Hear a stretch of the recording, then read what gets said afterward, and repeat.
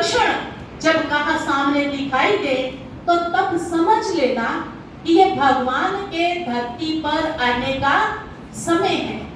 प्यारे भाइयों बहनों, केवल ये लक्षण नहीं, आज स्थिति इससे भी कहीं आगे पहुंच चुकी है।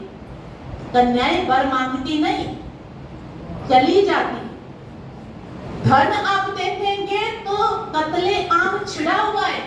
ये सारे लक्षण गई गंगा मैया, गीता मैया, गौ माता, माता पॉलिथीन चाप रही है बेचारी, गंगा जमुना नदियां किनारा छोड़ दी है, अनेकों को मौत के घाट पहुंचा रही हैं। ये सारी बातें सिद्ध कर रही हैं कि भगवान तो आया है, पर जरूरत है हमें जागने की, हमें अपने नेत्र खोलने की।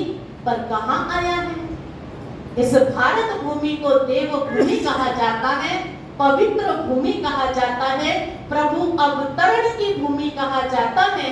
ऐसी सृष्टि पर भगवान का आना होता है और उस भगवान का आकर के अपने बच्चों को ज्ञान सुनाने का कार्य चलता है। यह भारत कितना श्रेष्ठ स्थान है। एक छोटी सी बात सुना करके पूरा करती हूँ। कहते एक बार एक व्यक्ति मर, शरीर छोड़ा उसने, तो जीवन में सब कुछ हम करते हैं, पाप भी करते हैं और पुण्य भी करते हैं। और जब वो मरा, धर्मराजपुरी में पहुंचा।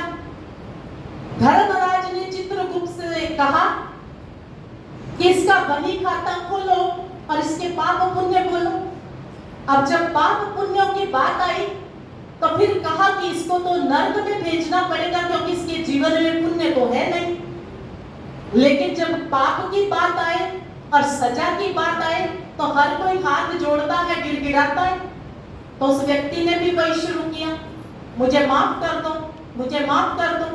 जब बहुत रोया तो धर्मराज को थोड़ी सी रहम आई। उसने कहा चलो ऐसा हो सकता है, नर्क तो आपको जाना ही पड़ेगा, पर ये थोड़ी सी छूट मिल सकती है कि आपके ऑप्शन के अनुसार किसी और जगह का नर्क आपको दे दिया जाए। उसने कहा ये तो ठीक बात है, जैसे आज क्रेज है विदेश का। तो उसने कहा आपको जो अच्छा लगे, लंदन, अमेरिका, अफ्रीका, कहीं का भी। अब उसको भेजा गया तो उसने देखा एक जगह लिखा था लंदन का नर्क। उसने ऊपर देखा, गेट पर एक बड़ा पहरेदार बैठा, पूछा उसको कि अंदर क्या सजा मिलती है। उसने कहा कोई खास नहीं, कोई खास नहीं। तो बोला फिर भी। उसने कहा एक बेड है जिसके ऊपर कीलें लगी पड़ी है, सूल लगे हुए, उसके ऊपर 1 घंटा लेटाया जाएगा। दूसरा फिर कहते कुर्सी है जिसमें करंट छोड़ा हुआ है, फिर उसमें 1 घंटा बिठाया जाएगा, करंट लगाया जाएगा। करंट का तो एक झटका ही ले डूबता है। फिर कहा कि एक व्यक्ति आएगा, धर्मराज का जमदूत, वो 100 कोड़े मारेगा। डर गया बच्चा, पहले ही बेहोश होने जाता। कहता है चलो आगे, क्या पता आगे कुछ और ठीक मिल जाए। अभी लंदन से गया अमेरिका का, अभी ऊपर पड़ा, नीचे उससे पूछा, उसने सेम बात रिपीट की, वही 100 कोड़े हैं, 1 घंटा करंट है, 1 घंटा बेड पे कीलों के ऊपर लेटाया जाएगा। बेचारा वहां से भी हताश होकर आगे पहुंचा। अब आगे पहुंचा तो वहां पे भी वही बात रिपीट हुई। अब उसने देखा अगली जगह, उसने देखा यहाँ कुछ रश सा है, बाकी जगह तो खाली खाली थी। उसने देखा रश सा है, इसका मतलब सारे आके यहीं ठहर रहे हैं, वहां सब मुश्किल था, यहाँ कुछ सहज होगा। अब उसने फटाफट उस व्यक्ति को पूछा, भाई यहाँ अंदर कैसी सजा है? कहता जी कोई खास नहीं, एक कुर्सी है, उस पर बिठाकर 1 घंटा करंट है, बेड पर लेटा करके 1 घंटा कांटे चुभाने का है, और बाद में एक व्यक्ति आता है, वो 100 कोड़े मारता है। हैरान होता है इतनी भीड़ क्यों है। उसने ऊपर देखा तो लिखा था भारत की नर्क, और नीचे देखा इतनी सारी भीड़। कहते ये चक्कर क्या है? उस जमदूत ने बताया भीड़ इस कारण से है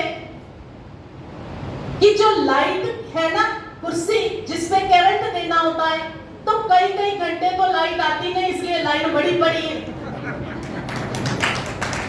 कहते दूसरा जो बेड है उसकी भी आधी कीले कुले झड़ी पड़ी है, और कहता है वो जो जमदूत कोड़े मारने वाला है ना, वो एक सरकारी मुलाजिम जैसा जो छुट्टियां ज्यादा करता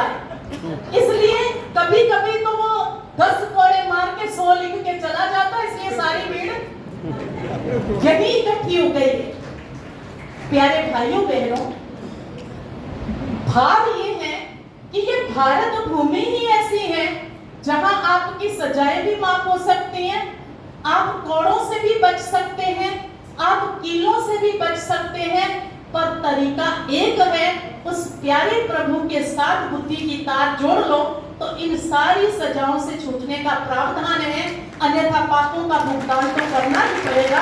इन्हीं शब्दों के साथ ओम शांति, ओम शांति।